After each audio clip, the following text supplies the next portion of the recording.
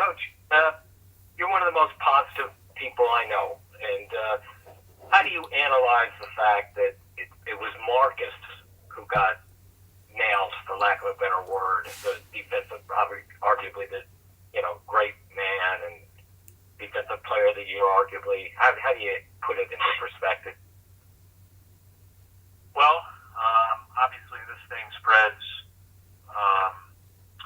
very quickly and doesn't need as much contact as obviously you get when you're in the middle of a basketball game. But I'm just happy that when he tested positive, he continued to experience no symptoms and has felt great ever since.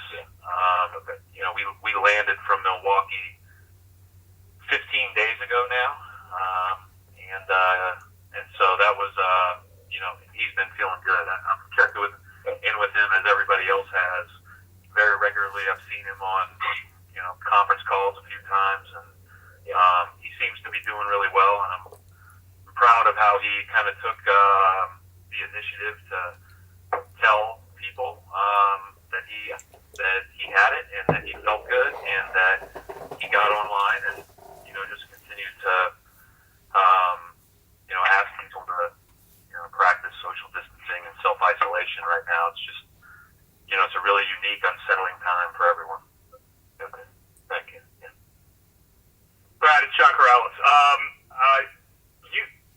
how long do you think it would take if you guys do come back, assuming the optimistic timelines, if you do come back, say, July 1st, let's say, at what point, what date do you think you would need to come back to start training, like a pseudo training camp, to get these guys to ramp up and safely return to playing NBA basketball?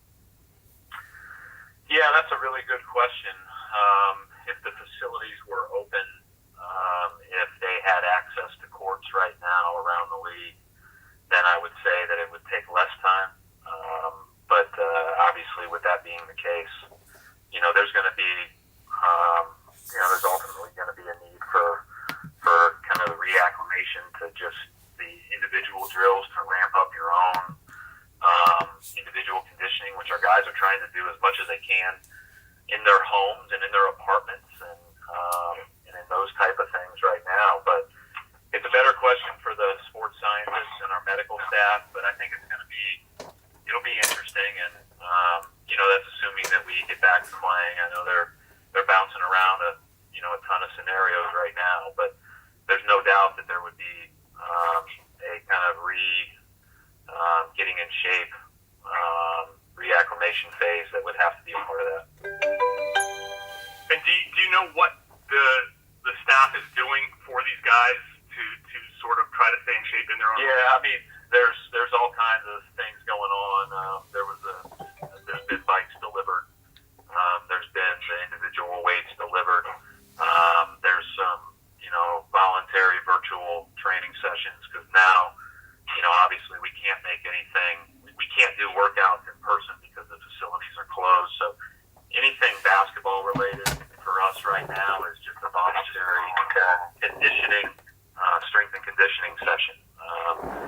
We don't, as a coaching staff, we've talked a lot about we're keeping a pulse on all of our team and all of our individuals. We're, on Zoom teleconferences a couple times a week so we can all see each other's faces and talk about non-basketball things. But we're like the rest of the world that basketball is taking a far back seat, and I think it's more important right now that we're a community of coworkers and a community of friends and people that care about each other that get online and make sure we're all doing okay. So everybody's checking in every day, either individually, and then a couple times, 2 to 3 times a week. We've already had 2 Zoom conferences this week, and we'll have a couple more next week.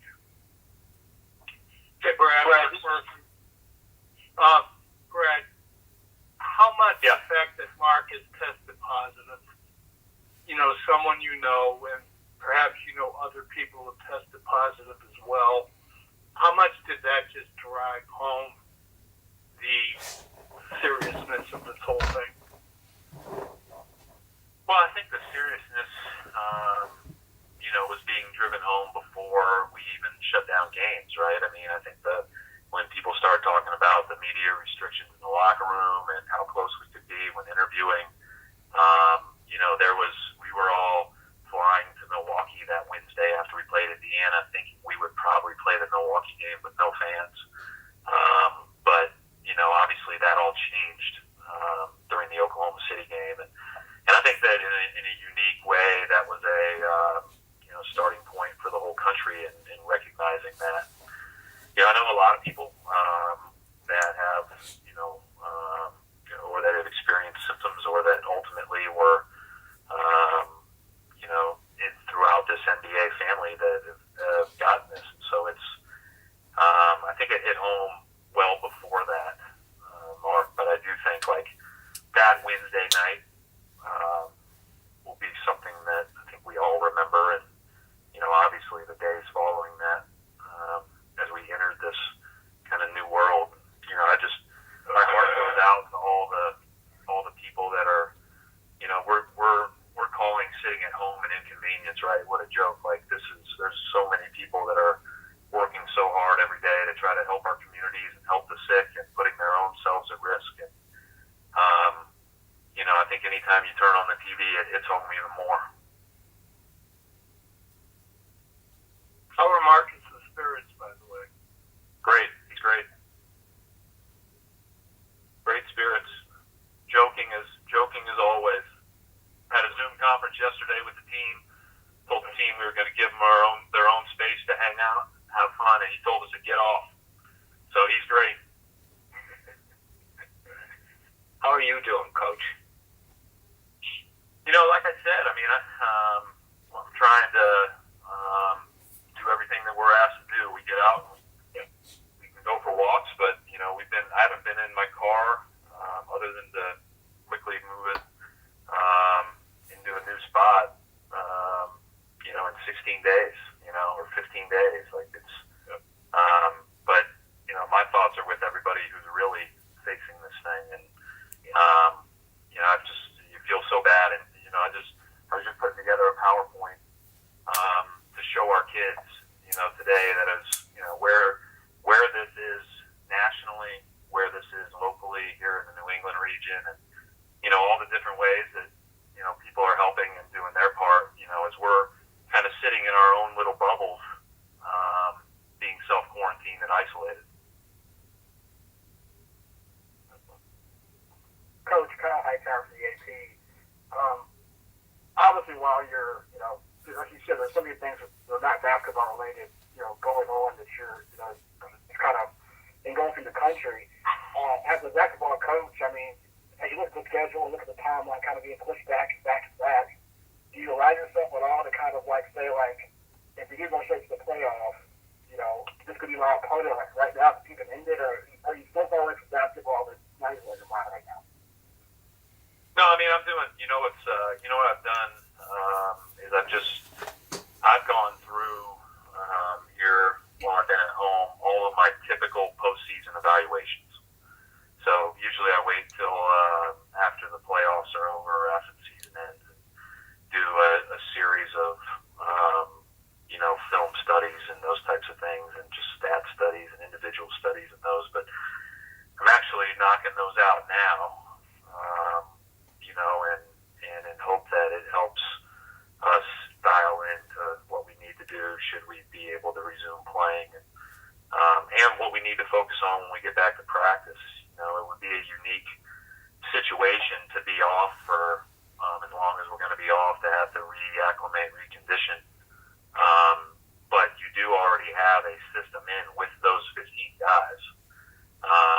And so it's really an interesting thing, because usually you have 5 back or 6 back or whatever when you go to a training camp scenario. So, I'm sure that everybody's looking at different things and tweaks and, things that were really good for them when they reviewed and analyzed their team, and things that weren't as good. And, and then I'm, other than that, just working on things that I think will be applicable if we get back together. But I just don't think it's appropriate right now to be hammering basketball with our guys.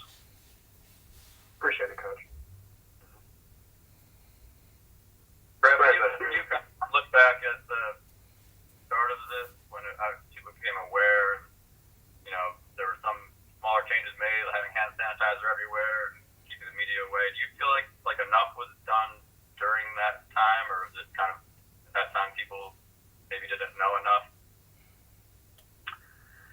I just think hindsight's 2020 in this situation. I mean, when is the right time to stop and be the time where you could go back and figure out when the first case or zero cases were, and I just don't know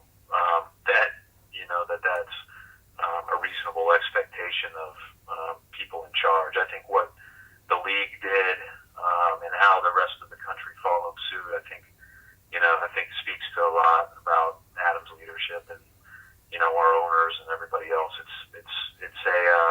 an unsettling thing for everybody, and obviously I'm not a scientist, so I listen to the people that are. I pay attention to the people that are, and if they tell me to do something, I'm doing it. And it sounds like that, at least from an NBA perspective, we had an action plan, and we had there was a group of people that were involved in that decision that were really well educated on this topic and in constant contact with Adam in the league. So, I think obviously they had a big impact that night. Again, I go back to. I mean, it had a big impact on all of you. It had a big impact on me. Certainly had a big impact on the country.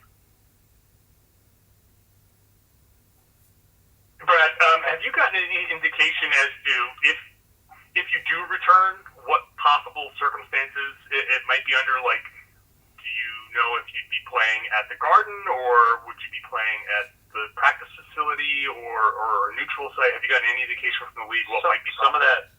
Some of that stuff is being brainstormed and bannered about, at a 10,000-foot view, and then I'm sure they'll dial into details of that when some possible scenarios become more clear. But hey, John, you turn on the TV, and there's different viewpoints of how long this thing is going to take. But anybody that is, speaking scientifically or from that point of view, says it's going to take a while. And so you see the schools are closed here till May 4th. You see all the stay-at-home advisories all around the country. Like there are, I think there's a lot to determine. And I don't think you can determine any of that until you have a timeline. And it's just almost impossible to get a timeline right now. Final couple questions for Brad here. Yeah, Brad, this is Gary Washburn. Hi, Gary. Hey, Brad, what have the discussions been like with your kids about this whole thing? I mean, obviously now you're a complete full-time dad. What's it been like over the last few weeks to explain to your kids that they can't go do things that they've done, for their whole lives? Yeah, I think that's why like today it hit me like we got to, Tracy and I watch the news every night after they go to bed, and you keep an eye on it as the day's going on, but it's just a sobering reminder of how bad it is and how many people are doing so much for the rest of us, and that's one of the reasons why I think it's important to share that with Brady and Kinsley right now. And obviously spending a lot of time at home, spending a lot of time with them, they're learning how to use Zoom and do their distance learning and e-learning and find a way to stay connected to their friends through the incredible amount of technology we still have. And but it is, I think that we all have to be able to, as parents, look at it and say, okay, this is how we provide comfort in these times. But also you have to, I want my kids to know that, the people that are driving by our house that have, or that